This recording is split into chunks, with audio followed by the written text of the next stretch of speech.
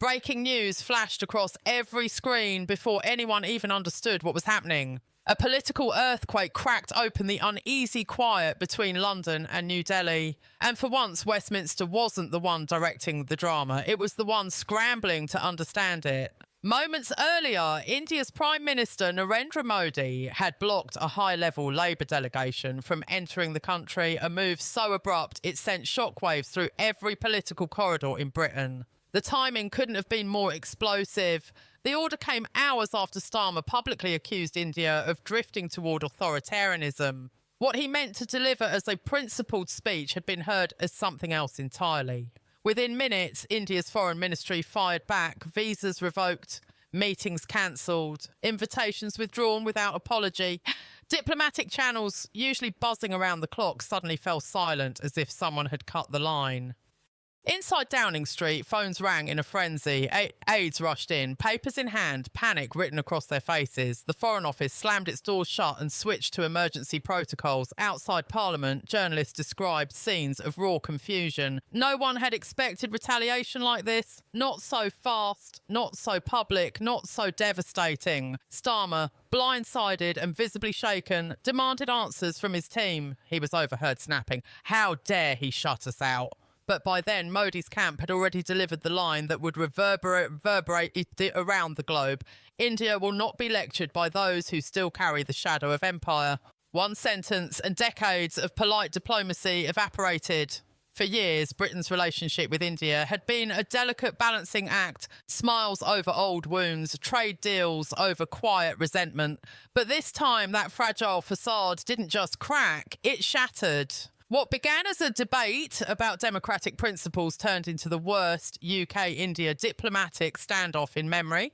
Starmer's speech, delivered just 2 days earlier, accused India of silencing dissent and weakening democratic institutions. In Westminster, it was framed as courage. But in India, it landed like a throwback to colonial arrogance, Britain once again claiming the moral high ground over a nation it had ruled for centuries. Indian media erupted almost instantly. News anchors called it British superiority, masquerading as concern. Social platforms across Asia exploded with indignation. By dawn, Modi's cabinet had met in an emergency session. Their decision was swift and deliberately unmistakable. The Labour delegation's visit was cancelled immediately. In London, disbelief turned into outrage. Foreign Secretary David Lammy called India's move unprecedented. Rachel Reeves described it as a diplomatic insult of the highest order. But behind those fiery statements, intelligence briefings painted a darker picture. This wasn't merely punishment, it was a message. India would no longer accept Britain's moral posturing. Television screens around the world displayed split images, Starmer stiff and defensive on one side, Modi calm and resolute on the other. Commentators compared it to a geopolitical chess match, except Britain had walked onto the board without noticing half the pieces had moved. Business leaders panicked. The pound dipped. Investors with billions tied to India demanded immediate damage control. But there was no damage control because for the first time in modern memory, the damage was deliberate. Inside Labour's inner circle, whispers became mutters. Senior party members privately blamed Starmer for provoking a storm he couldn't weather. One insider murmured to a journalist, "He wanted to look strong abroad. Now he looks powerless everywhere." The Conservative benches, sensing opportunity, erupted with mocking laughter during Prime Minister's questions. Even Rishi Sunak, trying to appear neutral, warned of serious consequences for Britain's global standing. But underneath the political theatre, something deeper stirred. To many Indians, Starmer's remarks reopened historical wounds. To many Britons, Modi's retaliation felt like a humiliation, one they believed demanded a response. Nationalists on both sides seized the narrative. In India, pundits called the moment a second independence. In Britain, analysts called it the death of soft power. And then the crisis sharpened further. A leaked Labour memo surfaced online, a document suggesting Starmer's team had planned to use criticism of India's human rights record as leverage in future trade negotiations. Moral leverage, the memo said. 2 words that detonated the situation. Indian media plastered their front pages with headlines like "Colonial Tactics Exposed." By evening, protests erupted outside the Indian High Commission in London. Some waved the Indian tricolour, others waved the Union Jack. Both sides chanted at once, a rare and chaotic chorus. But inside Westminster, morale crumbled.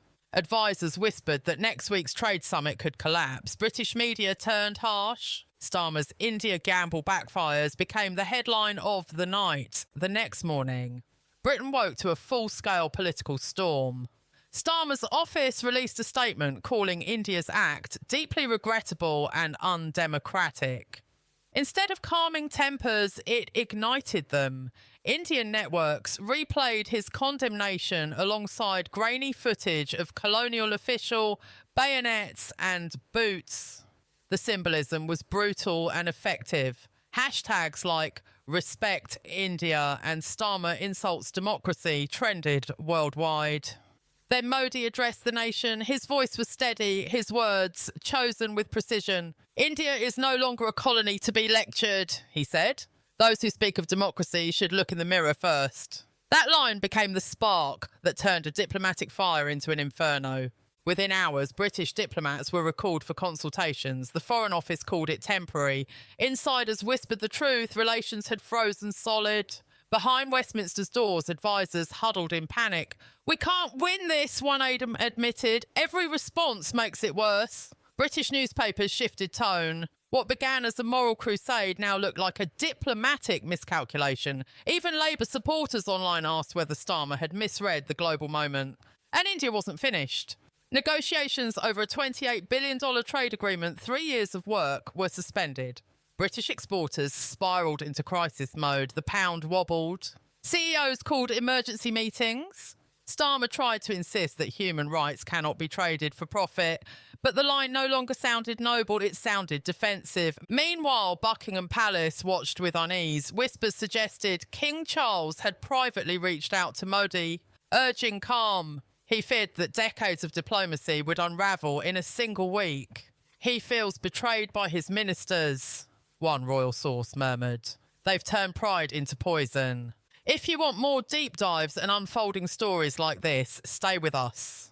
The world is changing and Britain is learning, sometimes painfully, exactly where it stands. But the storm was still gathering strength. By late afternoon, a new twist detonated across global media. An audio clip, allegedly from within the Labour foreign policy team, had leaked. In it, a senior advisor warned that India had become too sensitive to criticism and suggested Britain shouldn't bend to nations still defining their place in the world. Within minutes, Indian networks blasted the recording non-stop. Commentators accused Britain of arrogance disguised as diplomacy. The phrase "still defining their place" was replayed so many times it became a slogan of outrage. Whether the clip was authentic or doctored no longer mattered. The damage was instant and total.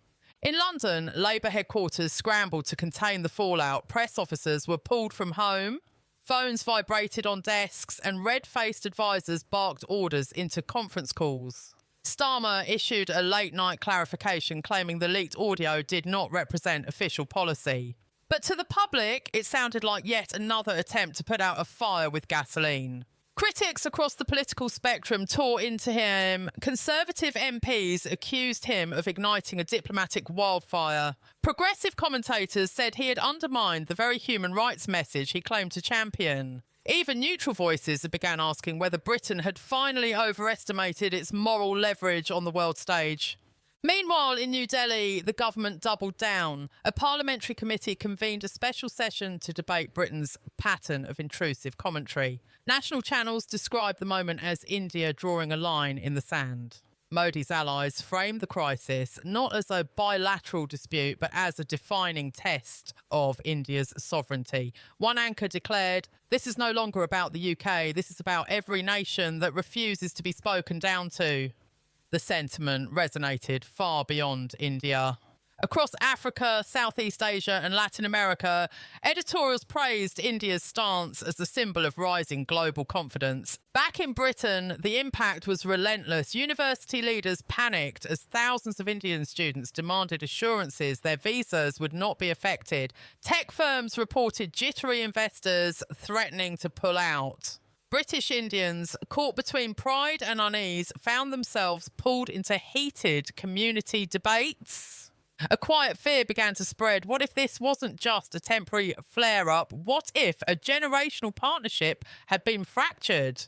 Inside number 10, civil servants worked through the night, drafting potential paths to de-escalation. Some urged a private apology. Others insisted Britain must stand firm to avoid looking weak. Starmer, sources said, paced the room in silence, torn between political survival and geopolitical reality. Every option looked like a trap. A public climb down risked humiliation, a hardened stance risked escalation, and doing nothing risked losing international credibility entirely. By the time dawn broke, one thing had become painfully clear. This was no longer a diplomatic dispute. It was a reckoning with history, with pride, with power, and with the uncomfortable truth that Britain's voice in the world no longer carried the weight it once did. And as the sun rose over Westminster, casting long shadows across the river, one question lingered in the air. Had Britain just stumbled into the biggest foreign policy crisis of the decade?